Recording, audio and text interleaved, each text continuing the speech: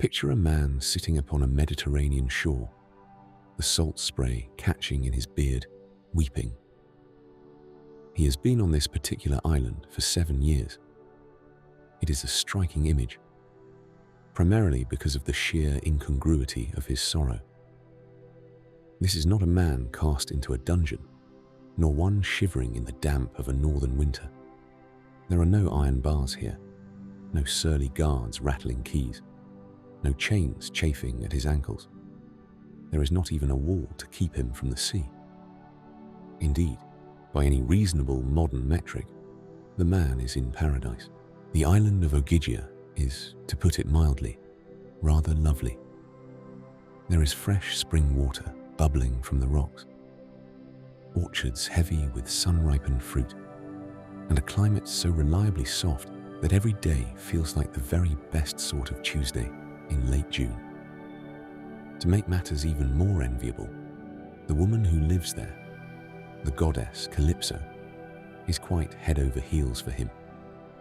She wants him to stay forever. She has offered him a deal that is unique in the history of human storytelling. She hasn't offered him gold or political power, or even safety. She has offered him the end of the human condition. She has offered to make him immortal, never to be sick, never to grow old, and never to face the cold finality of the grave. And yet, every single morning for 7 long years, this man has walked down to the water's edge and cried his eyes out, staring at the horizon until his vision blurred. His name is Odysseus. We are currently in the thick of the oldest adventure story we still bother to read. And the central tension is not a monster or a whirlpool, but a very nice house and a very kind woman. What he wants instead is a small rocky island called Ithaca, a place poor in soil, but good for goats. He wants a wife who is a mere mortal, who will inevitably age and die. He wants a home he hasn't seen in 2 decades, which might, for all he knows, be a pile of rubble by now. Homer, in his wisdom, does not allow Odysseus the luxury of being vague about the trade-off. Odysseus says it out loud, quite bravely, to Calypso's face. He admits that his wife, Penelope, is lesser than the goddess in beauty and in stature. He isn't delusional. He knows the offer on the table is technically better. By every objective measurement of utility, staying on Ogygia is the only logical decision. But he builds the raft anyway. And it is in that, anyway, that we find the most profound lesson for our own modern, comfortably trapped lives. You likely have an island of your own. It might not have a Greek goddess or magical fruit, but it has the same structural integrity.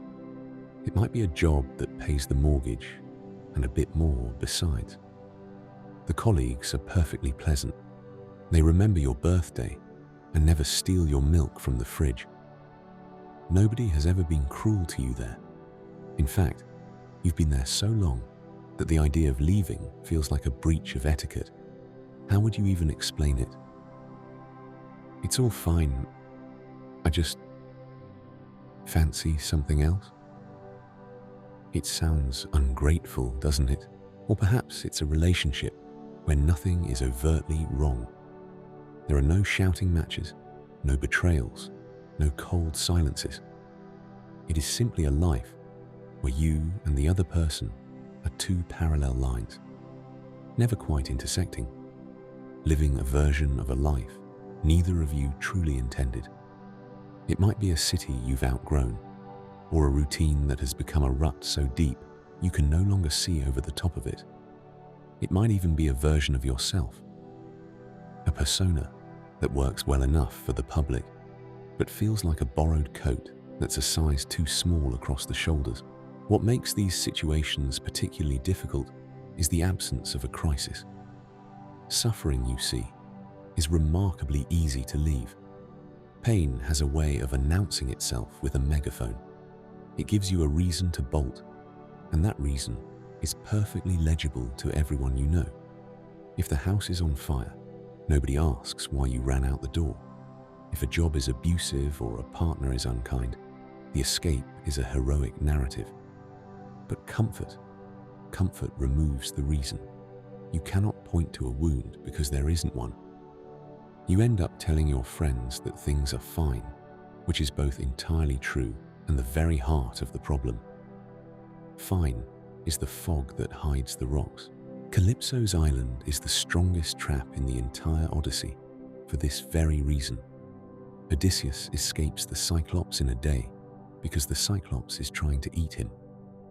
He escapes Circe, the witch who turned his men into swine, in a year because there is a clear, magical threat to his humanity. But the trap that holds him for 7 years is the one where he is cared for, adored, and offered a good enough eternity. No one is coming to rescue you from a life that is fine. The cavalry doesn't charge in to save people from a slightly boring Tuesday in a middle management role. I want to be terribly careful here, as there is a rather tiresome hustle culture version of this idea. It's the one that suggests comfort is a form of moral weakness, or that one should burn a stable life to the ground simply because it is stable. That is an exhausting way to live. I am not suggesting you should blow up your world, quit your job on a whim, or move to a yurt in the Highlands just for the sake of it. Sufferance is not growth by default. Odysseus does not leave because he thinks Ogygia is bad.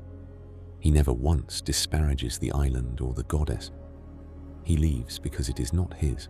In the poem, when Odysseus finally pushes that raft into the surf, the universe does not applaud. This is the bit we often forget in our love for a tidy ending. It goes disastrously wrong almost immediately.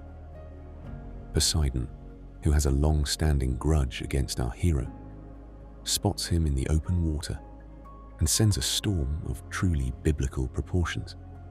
The raft, the thing he spent years dreaming of and weeks building, is smashed to splinters in minutes. Odysseus is left clinging to a wet log in the middle of a dark, churning sea for 2 days and 2 nights. He eventually washes up on a foreign shore, battered, salt-scoured, and completely naked. No boat, no clothes, no status. Just a man on a beach again, but this time with nothing at all. We must sit with what that means. He gave up immortality for this. He gave up a life where he could never be hurt, and the very first thing that happened was that he got hurt. There was no cosmic "well done" for making the brave choice. This is the honest shape of leaving a comfortable thing. You don't get immediate confirmation that you've done the right thing. You get the storm. You get the cold realization that you might have made a catastrophic mistake. You get the shivering nakedness of starting over. And yet, the poem insists it was still the correct decision. Underpinning this entire epic is a Greek word, nostos. We've taken it into English as part of nostalgia, but its original meaning is much more muscular. It means homecoming, not merely arriving somewhere pleasant, but the act of returning to the place where you are actually yourself. Centuries later, a Swiss doctor combined nostos with algos, pain, to describe the physical sickness of soldiers longing for home. He created the word homesickness, but he meant it as a wound. It describes the agony of being somewhere that is not yours. Odysseus is not in pain on Ogygia because the fruit is sour or the goddess is mean. He is in pain because he is not where his life is. He is living someone else's version of a perfect life, and that is a particularly sophisticated form of hell. You can feel that same hollow ache in a very nice flat in the big city, or at a high-end dinner party, or in the middle of a successful career. It is the realization that you have become a background character in a story that was supposed to be about you. So, I have one question for you, and it isn't the obvious one. I won't ask what is wrong with your life, because the answer is probably nothing much. Instead, I want you to ask yourself, what would you go back to if all of this stopped tomorrow and you had to choose again from absolute zero? If you were standing on that beach, naked and shivering with nothing but your own name, where would you point your feet? If an answer comes to you, if a specific, perhaps lesser or rockier version of your life flashes before your eyes, then you already know where your Ithaca is. You know that you are currently on an island that, however beautiful, is not your home. And if nothing comes at all, if you cannot imagine a life worth choosing over the one you have drifted into, that is perhaps the most important thing to sit with tonight, because the only thing more dangerous than being trapped on Calypso's island is forgetting that you ever had a home to go back to in the first place. New essays like this every week. Consider subscribing if you're into these kinds of videos. There is one on why enough never arrives, and one on why you are not actually behind in life. Either goes well after this. Take care, and goodbye.